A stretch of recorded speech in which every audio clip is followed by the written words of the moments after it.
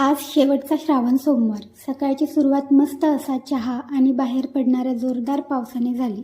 आज आमचा उपवास आहे, तर जास्त काही स्वयंपाकाचं काम नव्हतं. मग गावावरून आल्यानंतर जो कपड्यांचा ढीग लागला होता ते सगळे कपडे आज धुवून घेतले आणि साबुदाण्याचा फराळ केला. नंतर क्लासला निघाले. पाऊस तर अजिबातच बंद व्हायचं नाव घेत नव्हता.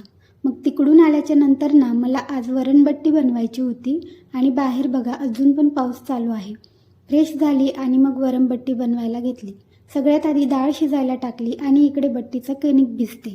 खरं तर यासाठी जाड असं दळलेलं पीठ हवं असतं, पण माझ्याकडे नाही आहे, म्हणून मी यात रवा घालते, ज्याने की बट्टी तळल्यानंतर छान कुरकुरीत होईल.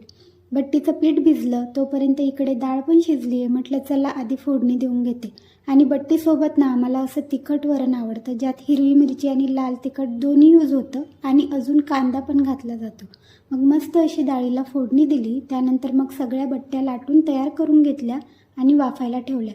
तोपर्यंत इकडे थोडासा भात लावला आणि गोड पदार्थ म्हणून गुळाचा शिरा बनवायचा होता, त्याची तयारी करून घेतली. त्याचं सगळं लागणारं साहित्य मी इकडे काढलंय. एवढ्या रव्याचा शिरा आम्हाला दोघांना पुरेसा होतो.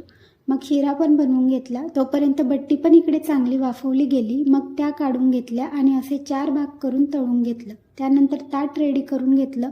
खूप भूक पण लागलेली होती, पण म्हटलं चला आधी देवाला नैवेद्य दाखवूया. नैवेद्य दाखवून उपवासाची सांगता केली आणि मग उपवास सोडला. सो चला या व्लॉगला इथेच एंड करते. बाय.